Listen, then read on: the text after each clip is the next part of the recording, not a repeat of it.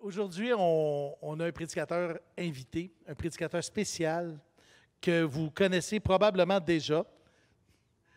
Notre ami Jonathan Bédard, qui est nouvellement marié. Wouh! Ça va, Jonathan? Il sent bien avec ça. Ah ouais, ça sent bien. Marié depuis? Depuis 3 semaines déjà, je pense, corrige-moi, Mélodie, mais je pense ça fait à peu près 3 semaines. Ouais. Oh boy! Ben, félicitations, mon cher! Ah, merci beaucoup. Fait que ça, est-ce que c'est ta première prédication en tant qu'homme marié? Ouais. En tant qu'homme marié, c'est la première prédication. Ah non, la deuxième, excusez. C'est la Oui, deuxième. puis là, tu es dans Ésaïe. Ça va être un texte vraiment édifiant. Je suis convaincu que Dieu va parler à notre cœur à travers ce qu'il t'a mis à ton cœur à toi. Fait que bon, que Dieu te bénisse. Merci. Qui te dirige. Jonathan. Merci, Michel, pour ta belle présentation. Bon matin à tous.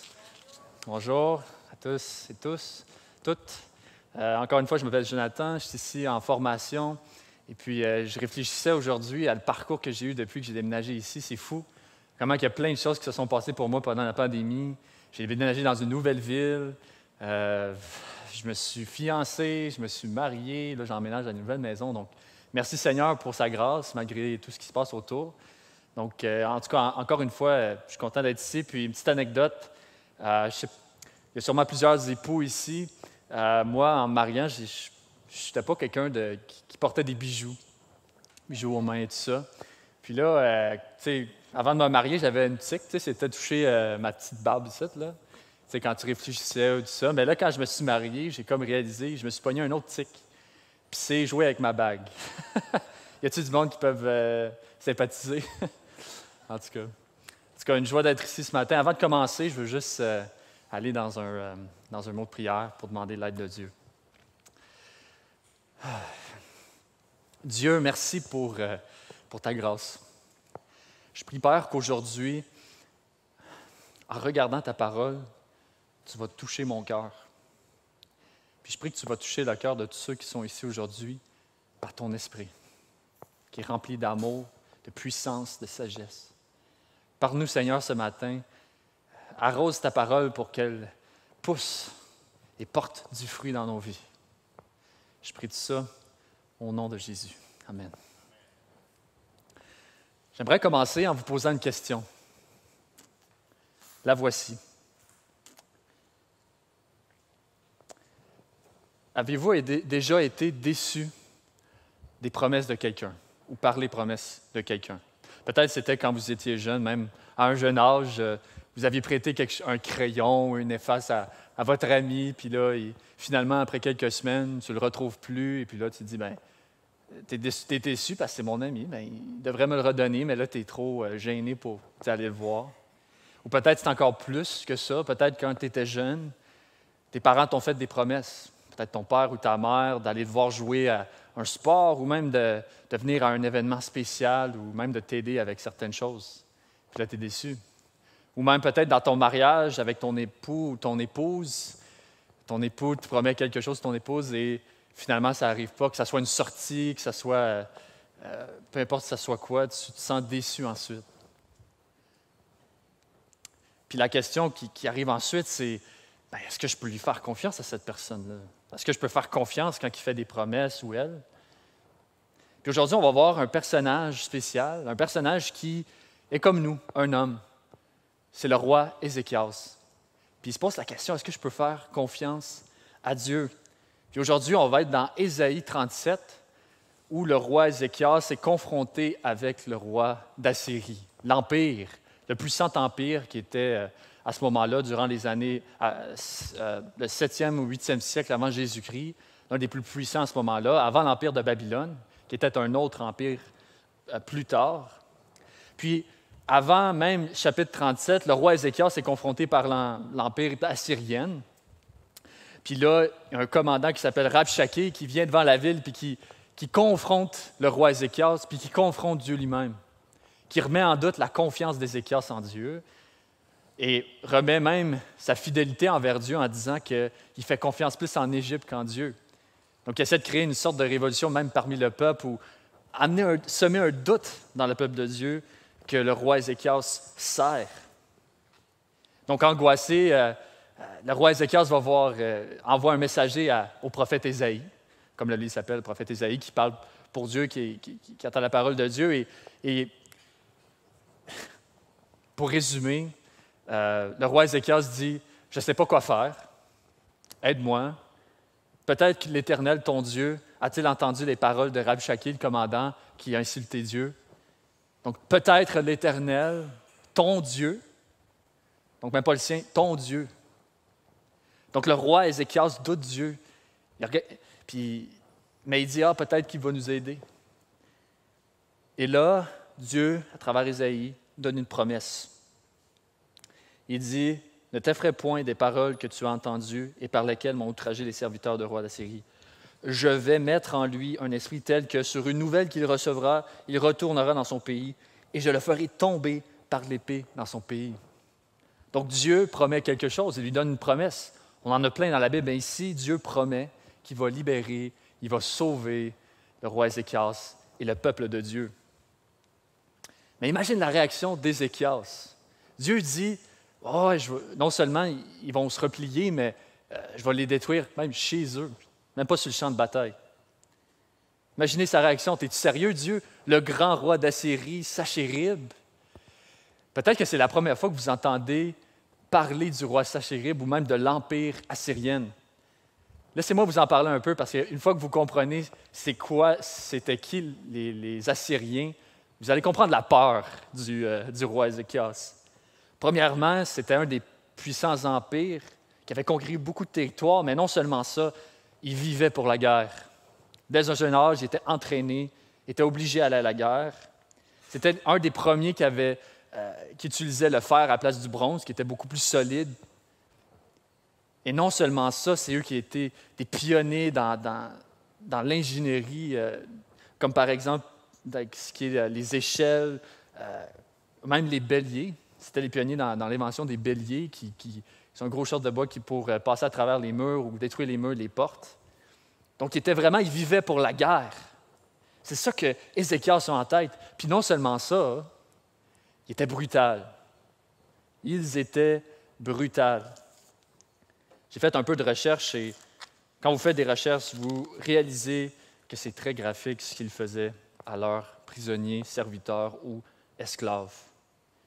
Parfois, ils leur enlevaient la peau de leurs victimes, puis les aveuglaient et empalaient sur des poteaux. Parfois, ils leur coupaient la tête, ou même avec leur chariot, les attachaient, ils s'amusaient à les attacher et les traîner dans la rue pour semer la peur dans le cœur des hommes qu'ils conquérissaient. Donc, le roi Ézéchias est devant une situation comme celle-ci, puis il ne sait pas quoi faire. Il a peur, puis on peut le comprendre, n'est-ce pas? Dans nos vies, on vit tous des choses, des souffrances, des difficultés, et quand on voit la grandeur de celle-ci, on se pose la question, est-ce que je peux vraiment faire confiance à Dieu, à ses promesses qu'il va me délivrer? Vraiment Dieu? Donc aujourd'hui, on va répondre à la question, est-ce qu'on peut faire confiance à Dieu? Mais je l'ai dit d'une autre manière, pouvons-nous miser sur Dieu? J'ai utilisé le langage du poker comme on mise au poker des jetons. Mais avant de miser, il faut que tu saches certaines choses, n'est-ce pas? Il faut que tu saches le prix de miser sur Dieu. La première chose qu'on va voir, c'est le prix de miser sur Dieu. Donc, ça coûte quoi? C'est quoi le sacrifice?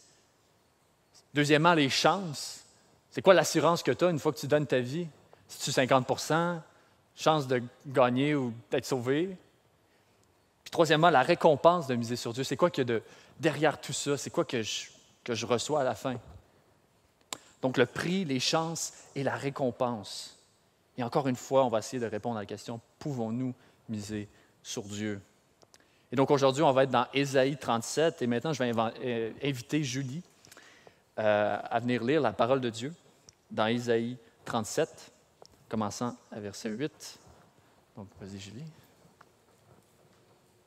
Bon matin. Donc, le passage de ce matin est dans Ésaïe 37, les versets 8 à 18 dans la Nouvelle Édition de Genève. Ésaïe 37, versets 8 à 18. Rabshakeh, s'étant retiré, trouva le roi d'Assyrie qui attaquait Limna, car il avait appris son départ de Lachish. Alors, le roi d'Assyrie reçut une nouvelle au sujet de Tiraka, roi d'Éthiopie. On lui dit, « Il s'est mis en marche pour te faire la guerre. » Dès qu'il eut entendu cela, il envoya des messagers à Ézéchias en disant, « Vous parlerez ainsi à Ézéchias, roi de Juda. Que ton Dieu auquel tu te confies ne t'abuse point en disant, Jérusalem ne sera pas livrée entre les mains du roi d'Assyrie. Voici, tu as appris ce qu'ont fait les rois d'Assyrie à tous les pays et comment ils les ont détruits. Et toi, tu serais délivré. Les dieux des nations que mon père ont détruites, les ont-ils délivrés? Gozan, Charan, Retsef et les fils d'Éden qui sont à Télassar? Où sont le roi de Hamath, le roi d'Arpad et le roi de la ville de Sepharvaïm, d'Ena et d'Iva? » Ézéchias prit la lettre de la main des messagers et la lut. Puis il monta à la maison de l'Éternel et la déploya devant l'Éternel, à qui il adressa cette prière. « Éternel des armées, Dieu d'Israël, assis sur les chérubins, c'est toi qui es le seul Dieu de tous les royaumes de la terre, c'est toi qui as fait les cieux et la terre. Éternel, incline ton oreille et écoute. Éternel, ouvre tes yeux et regarde. Entends toutes les paroles que Sanchérib a envoyées pour insulter le Dieu vivant. Il est vrai, ô Éternel, que les rois d'Assyrie ont ravagé tous les pays et leurs territoires. »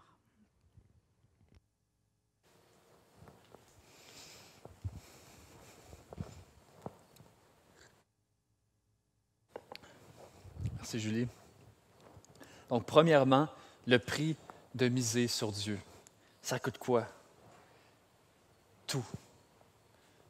Faire confiance à Dieu, ça va te prendre, tu vas devoir tout miser, comme au poker. Tu vas tout mettre les jetons sur la table. Prends tout. Regardez l'histoire, regardez comment ça commence. On voit que le commandant Rabshakeh, entend une nouvelle et se retire de la ville. Donc, gloire à Dieu, Dieu commence déjà à répondre à sa promesse. Parce que aussi, il y a le roi d'Éthiopie, comme on a vu, qui vient pour attaquer la Syrie. Donc, le roi, il laisse faire pour l'instant Israël et là, se concentre sur l'Éthiopie. Mais le roi d'Assyrien, il est comme « Ah, t'as une minute, là. J'ai pas fini avec toi. » Regardez ce qu'il dit. Que ton Dieu auquel tu te confies ne t'abuse point, en disant « Jérusalem ne sera pas livrée entre les mains du roi d'Assyrie. » Autrement dit, il confronte le roi Ézéchias et il appelle Dieu un abuseur. Ne t'abuse point. Donc, il remet en question la confiance que Ézéchias a en Dieu. Et voici ce qu'il dit ensuite. « Voici, tu as appris ce qu'on l'a fait, les rois d'Assyrie à tous les pays et comment ils les ont détruits. » Roi Ézéchias, tu n'as pas vu ce qu'on a fait? Comment on a détruit tous les rois et là, il les laisse ici. Peut-être que le roi Ézéchias les connaissait, ces rois-là, ou avait une idée. Puis peut-être qu'il avait une image de ce qu'il aurait fait à ces rois-là. Puis comme on regarde l'histoire, il n'était pas très gentil avec les survivants ou les rois survivants. Peut-être il voyait dans sa tête les têtes sur des pics. Peu importe, il aurait eu peur, n'est-ce pas? Comment est-ce qu'il va réagir à ça? Auparavant, il avait réagi par peur, il avait envoyé un messager à Isaïe, puis il dit « Fais quelque chose, peut-être ton Dieu va faire quelque chose, et le tien, pas le mien. » Mais là, pour essayer d'avoir une meilleure compréhension du sacrifice qu'Ézéchias devait faire, ça lui coûtait cher. Ça lui coûtait tout. Faire confiance à Dieu, ça va tout te coûter. Tout te coûter. Regardez, premièrement, le prix de sa sécurité. S'il misait sur Dieu, il sait très bien que s'il tourne mal, il va être exécuté. Fait que peut-être dans sa tête, il disait, je peux peut-être faire confiance en l'Égypte, qui ont des chariots, tu sais. Ou le prix de sa prospérité. Le prix de sa prospérité, une fois conquis, il serait envoyé en esclavage ou deviendrait des serviteurs. Et l'une des stratégies des empires à ce moment-là, c'était d'éparpiller les survivants à travers les villes, comme serviteurs ou esclaves. Ou peut-être le roi d'Assyrie va avoir une miséricorde sur nous, parce que les Assyriens, avant d'assiéger une ville, ils promettaient de l'eau, du vin, pour essayer de les faire capituler, n'est-ce pas? Donc, peut-être qu'on peut faire confiance au roi d'Assyrie, finalement. Mais comme on voit dans l'histoire, ils ne sont pas très miséricordieux. Mais plus important encore, le prix qu'il devait payer, c'est de toute sa vie. Imaginez roi Ézéchias, sa famille, son peuple. Son espérance, il devrait tout mettre sur la table. Regardez ce qu'il fait ensuite. Regarde, le roi lit la lettre. Donc, ce n'est pas comme s'il ignorait ce qui se passe. Il lit la lettre, il fait face à la réalité, puis regardez ce qu'il fait. Il va à la maison de Dieu. Puis une fois dans la maison de Dieu, il se met à genoux, puis il déroule le parchemin avec la lettre. Bien sûr, Dieu savait ce qui était écrit, mais c'était comme un symbole pour lui de dire, « Seigneur, regarde ce qu'il a dit. Regarde ce qu'il a dit. Je mets ça devant toi. Je ne peux rien faire. Je te donne tout, Seigneur. Je veux faire confiance en tes promesses. » Et regardez comment il prie. « Éternel des armées, Dieu d'Israël, assis sur les chérubins, des créatures angéliques. C'est toi qui es le seul Dieu de tous les royaumes de la terre. » Le roi d'Assyrie, puis c'est Dieu. Non. Tu es le roi du royaume, des royaumes de la terre. Incline ton oreille et écoute, Éternel. Ouvre tes yeux et regarde. Entends toutes les paroles de Sanchérib, qui est le roi d'Assyrie, envoyé pour insulter le Dieu vivant. Il est vrai, ô Éternel. Donc, en priant, Ézéchias fait face à la réalité. Il est comme, mais il est vrai, Seigneur, que ces villes-là ont conquéri. Mais regardez ce qu'il dit. Mais ce n'était point des dieux, les dieux d'Assyrie. Du bois et de la pierre, ils les ont. Maintenant, l'Éternel, notre Dieu, il dit à la fin, délivre-nous. Donc, Seigneur, délivre-nous, c'est une prière qu'on fait souvent. Mais regardez ce qu'il dit ici, quelque chose de spécial.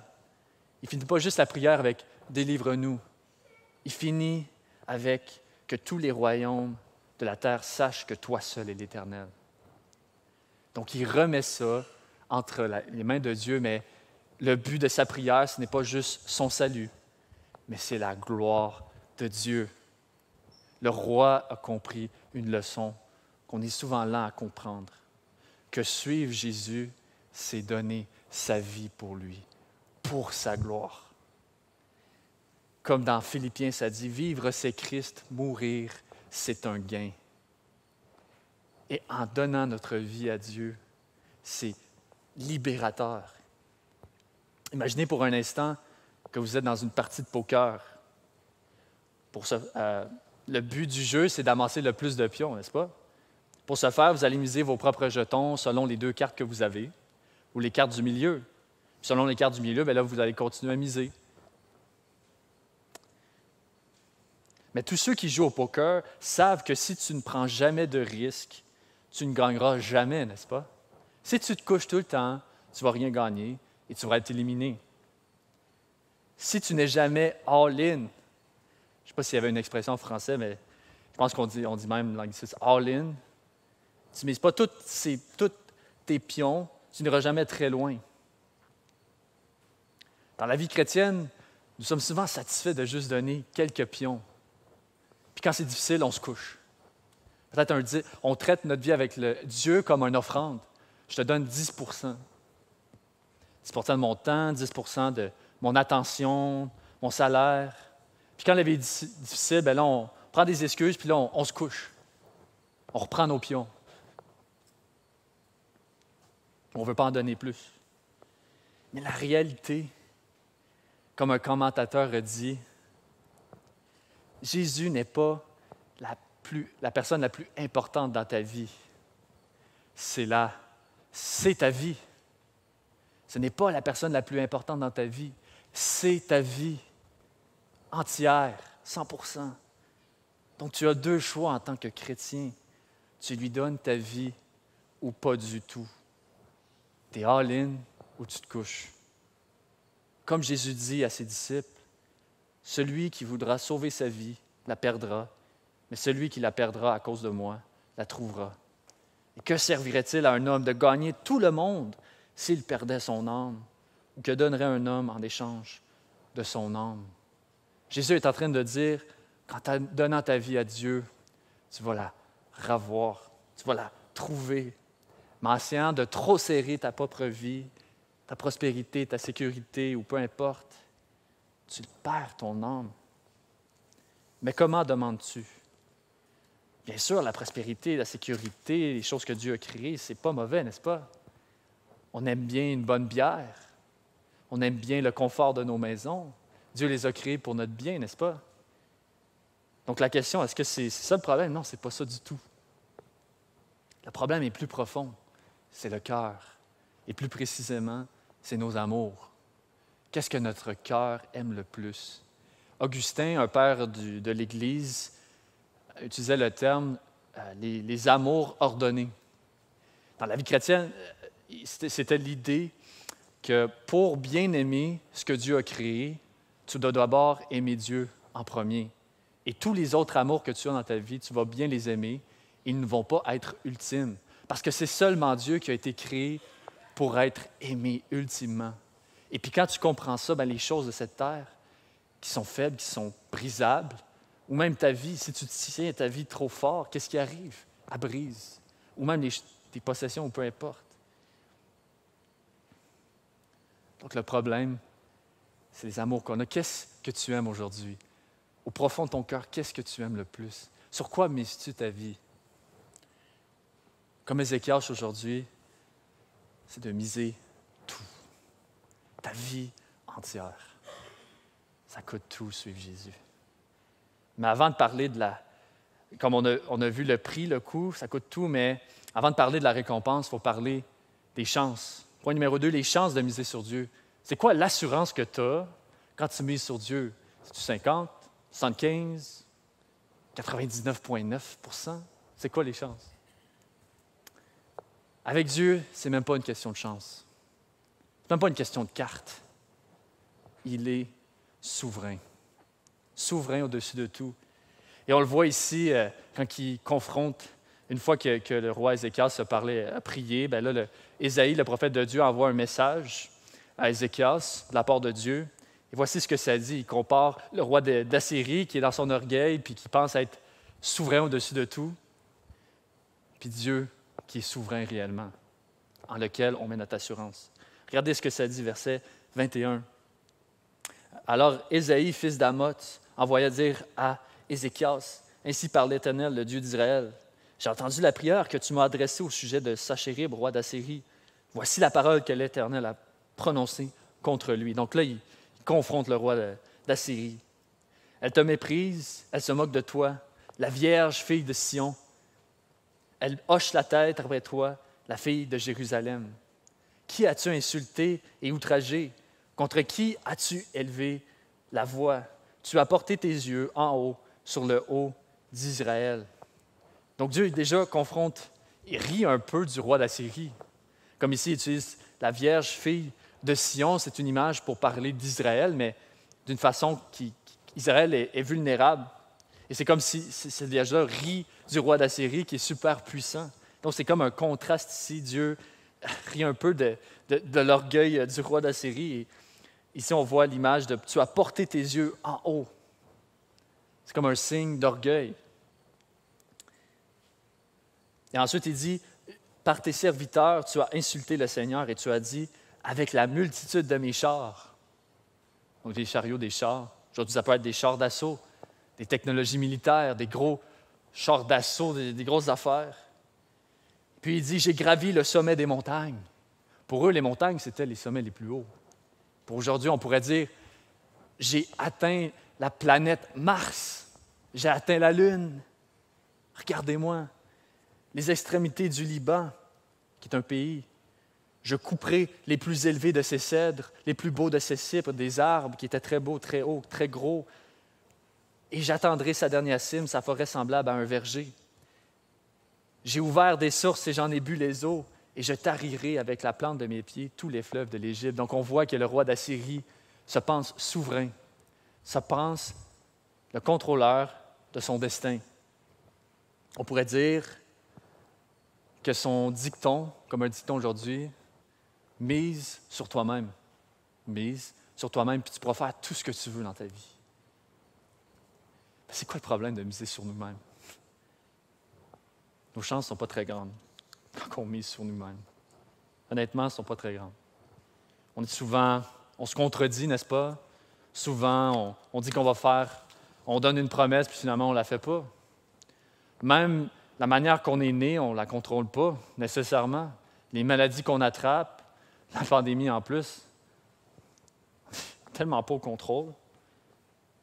toutes ces choses-là font que, oui, on a une certaine liberté en tant qu'être humain, mais il y a plusieurs choses qu'on ne peut pas contrôler, surtout les gens qui conduisent à côté de toi. Tu t'es déjà pensé que la personne pourrait juste se tasser sur toi, puis un accident? L'orgueil du roi d'Assyrie, juste pour vous montrer la vanité de l'orgueil. C'est comme un jour, il y avait un enfant. Okay? C'est comme un enfant c'est sa fête. Puis là, ses parents lui donnent une balloune, puis là, il peut souffler la balloune. Fait que là, de toutes ses forces, là, il prend la balloune, puis il fait... Puis là, il la regarde, un peu plus gros. Un petit peu plus. Puis là, il la serre, puis tout ça, ses parents l'aident. Il l'attache, puis là, il se promène avec sa balloune. Puis là, il dit à tout le monde, « Regardez ma balloune, elle est tellement haute. » Mais là, son ami, le tannant, là, on a tous des amis qui sont un peu tannants, là, il arrive, puis là, il pète sa balloune. Puis là, tu imagines l'enfant, tu sais, ça serait quoi sa réaction? Il commencerait à chialer ou des petites larmes, puis là, tu vois sa face. Je fais juste l'imaginer. Bien, l'orgueil, c'est un peu comme ça. C'est comme cette balloune-là qui semble belle, mais en dedans, quand les épreuves arrivent, quand les difficultés sont devant toi, elle explose, puis qu'est-ce que tu as? De l'air. Rien, vanité. Et c'est un peu comme ça quand on met notre confiance en nous-mêmes. On réalise en fin de compte qu'on n'est pas si grand que ça. On est fragile parce que Dieu est souverain. Regardez le reste du texte, verset 26. « N'as-tu pas appris que j'ai préparé ces choses de loin et que je les ai résolues dès les temps anciens? » Dieu utilise un petit peu de sarcasme. Ceux qui sont sarcastiques vont dire « Amen ». C'est comme s'il dirait « Tu ne le sais pas, roi d'Assyrie, que j'ai tout préparé ça? Tu n'es pas assez intelligent? » J'ai permis qu'elles s'accomplissent et que tu réduises des villes fortes en monceaux de ruines. Donc, c'est moi qui ai permis tout ça. Et regardez ce que ça dit à verset 28. « Mais je sais quand tu t'assis, quand tu sors et quand tu entres, et quand tu es furieux contre moi. » Dieu sait tout. Parce que tu es furieux contre moi et que ton arrogance est montrée à mes oreilles. L'arrogance, c'est penser que tu es Dieu. Ensuite, ça dit, « Je mettrai ma boucle à tes narines et mon mors entre tes lèvres. » C'est comme l'image d'un animal qui va tirer. « Et je te ferai retourner par le chemin par lequel tu es venu. » L'orgueil te ramène à la case départ. Ça te ramène à la case départ. Tout ce que tu as accompli, un jour va être détruit et ça te ramène à où tu étais. Et c'est ça qui va arriver au roi d'Assyrie, comme on va voir. Mais regardez, entendez ceci. La plus humiliante chose qui peut t'arriver, c'est de réaliser la souveraineté de Dieu. Quand tu réalises que tu n'es pas au contrôle de beaucoup de choses, tu n'es pas le centre de l'univers, que tu ne peux pas nécessairement toujours miser sur toi-même, c'est humiliant, n'est-ce pas? Mais en même temps, c'est réconfortant. Pourquoi? Parce que maintenant, notre vie n'est pas entre les mains de nous-mêmes, mais entre les mains de Dieu. Comme les Écritures le disent, Dieu résiste aux orgueilleux, mais il fait grâce aux humbles. Jacques 4, verset 6. Encore plus, on voit plus tard dans le passage que Dieu promet, en effet, « Je protégerai cette ville » dans verset 35, « pour la sauver à cause de moi et à cause de David, mon serviteur. » Donc, il le fait pour son serviteur David qui a promis de garder cette lignée-là de roi, comme on voit dans l'Ancien Testament. Mais aussi, il le fait pour lui-même. Quand Dieu le fait sur lui-même, tes chances, ce n'est même pas une question de chance. Quand il fait une promesse, puis qu'il est souverain, tu peux lui faire confiance. On a vu jusqu'à maintenant, pour essayer de répondre à la question, est-ce qu'on peut miser sur Dieu? On a vu le prix que ça coûte toute ta vie. Faire confiance à Dieu dans la souffrance, mes amis, ça va tout te coûter. Ça va te coûter ton espérance, ça va te coûter ton énergie, tout. Mais comme Jésus dit, il te promet la vie. Et deuxièmement, on a vu les chances. C'est quoi ton assurance quand tu mises ta vie sur Dieu? Ce n'est même pas une question de chance de carte. Il est souverain, au-dessus de tout. Mais troisièmement, il faut regarder la récompense de miser sur Dieu. C'est quoi que tu reçois à travers tout ça? En misant tout, ta vie, tu la sauves. en t'abandonnant à Dieu, comme le roi Ézéchias devant la difficulté, devant tout ce qui se passe. Il se met à genoux, il prie que la gloire de Dieu soit accomplie. En faisant ça, tu sauves ta vie. Tu reçois le salut. Regardez le reste de l'histoire. L'ange de l'Éternel sortit et frappa dans le camp des Assyriens 185 000 hommes.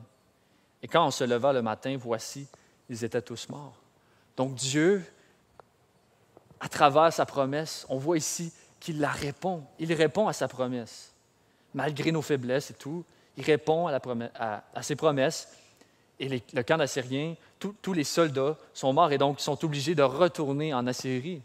C'est ça qui arrive. Alors, Sanchérib, le roi d'Assyrie, leva son camp, partit et s'en retournant, et resta à Ninive, qui est une ville importante d'Assyrie. Et puis là, le roi d'Assyrie va dans sa maison de Dieu, contraste avec Ézéchias qui va dans la maison de l'Éternel. Il va dans la maison de Dieu, son Dieu, et puis là, ses fils complotent et le frappèrent par l'épée, le tuèrent. Et ensuite, ils s'enfuirent dans un autre pays. Donc Dieu répond à sa promesse. Non seulement il sauve Israël, mais il détruit son ennemi.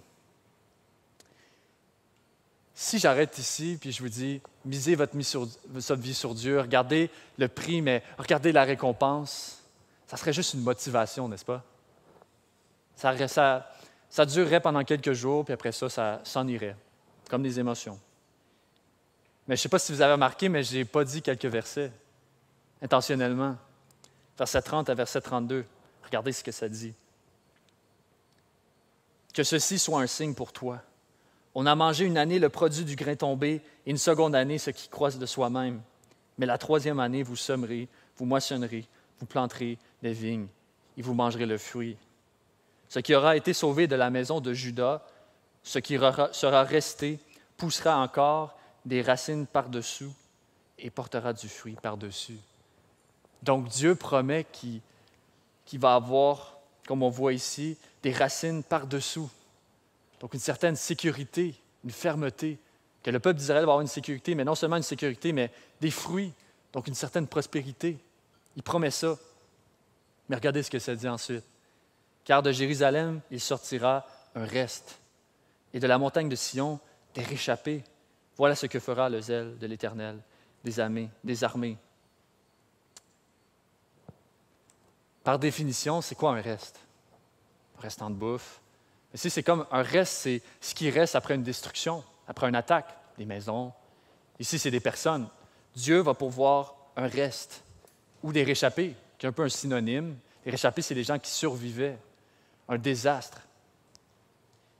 Et comme on va voir ici aujourd'hui, Dieu est patient. Parce que dans le chapitre après, 37, on voit que le roi Ézéchias est sauvé par Dieu dans la maladie, mais à la fin du récit, on voit que le roi Ézéchias, quand le roi de Babylone vient pour le voir, met sa confiance en son or. Il lui montre son or et dit « Regarde ce qu'on a ». Il tombe dans l'orgueil. À travers l'histoire de la Bible, si on est vraiment réaliste, vraiment honnête, le peuple de Dieu échoue tout le temps. Comme nous, dans les promesses, dans la façon qu'on vit. Premièrement, dans le Jardin d'Éden, mais aussi, par exemple, avec Noé. Malgré le péché qui était dans le monde à ce moment-là, le déluge, Dieu garde un reste qui échappe le jugement. Malgré le péché de David, le grand roi qu'on connaît tous, Dieu garde un reste et lui promet des descendants. Même à Abraham, il promet des descendants, malgré son péché, malgré tout ce qu'il a fait. Et là, on voit même dans cette histoire-là, Dieu, malgré sa justice, est miséricordieux devant le roi Ézéchias, malgré sa lenteur à croire les promesses de Dieu. Et même après, à ce moment-là, quand les Israéliens sont allés en exil parce que les Babyloniens, qui étaient un autre empire, les ont conquéris, sont revenus éventuellement sous les Perses, qui étaient un autre empire plus tard, sont revenus dans leur ville, Jérusalem, pour reconstruire. Même à ce moment-là, le peuple de Dieu a commencé encore à douter Dieu, remettre en question la parole et de vivre, de ne pas miser leur vie entière sur Dieu. Fait que là, il y a un dilemme, n'est-ce pas? Est-ce que Dieu va faire ça éternellement avec son peuple, malgré son amour, malgré sa justice, et qu'il va juste attendre qu'il y ait une personne parfaite. Comment est-ce qu'on va réconcilier l'amour de Dieu et sa justice? Ben, gloire à Dieu. Dieu a répondu à nos prières. Dieu a envoyé son Fils. Son Fils, son seul Fils. Il est venu sur terre, homme, et totalement homme et divin. Il est devenu un homme comme nous. Il a vécu nos tentations, il a vécu nos difficultés, il a vécu notre souffrance. Il a tout misé. Il a laissé derrière lui la prospérité et la sécurité de son trône au ciel pour venir sur la terre. Et non seulement ça, il a misé sa vie sur la croix, sur la crucifixion, qui était une forme de torture inexprimable, douloureux. Et il voulait aller là. Pourquoi? Ben, premièrement, pour sa gloire, mais aussi pour nous sauver. Jésus-Christ est devenu un reste, on pourrait dire, mais qui n'a pas donné ses restants, mais qui a donné sa vie entière, qui n'est pas échappé à la mort, mais qui est allé à travers la mort, qui a ressuscité pour ensuite qu'on l'appelle le réchappé fidèle, pour qu'on puisse être des réchappés, d'échapper la colère de Dieu pour être en relation avec Dieu, être sauvé de notre péché. Et maintenant, en tant que fidèle qui a été parfait dans sa vie, on peut maintenant être appelé par lui à être proche de lui, à être appelé vraiment réchappé avec lui. Donc, ce n'est pas... Peut-être que vous êtes ici aujourd'hui et vous vous dites, ben, comment tu veux qu'on fasse ça quand tout le monde dans la Bible a échoué?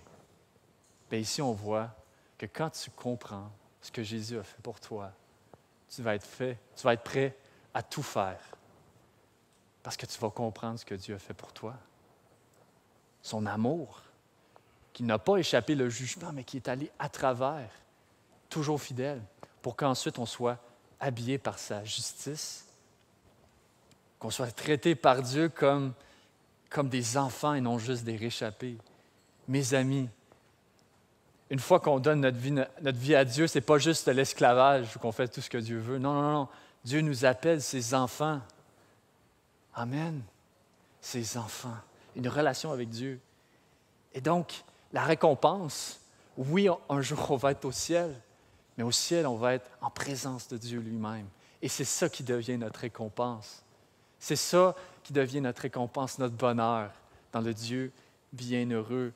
Donc, est-ce que tu peux miser ta vie sur Dieu? Oui. Ça va tout te coûter, ça va donner ta vie, mais oui, ça va être humiliant, mais en retour, tu vas trouver une paix, une assurance, un amour que tu ne pourrais pas trouver à un autre endroit.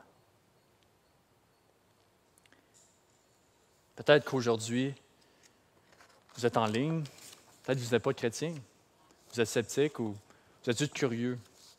Puis comme j'ai dit, peut-être que donner sa vie à Dieu, ça semble comme quand même un gros pas. Donner sa vie entière à un Dieu que n'est pas sûr.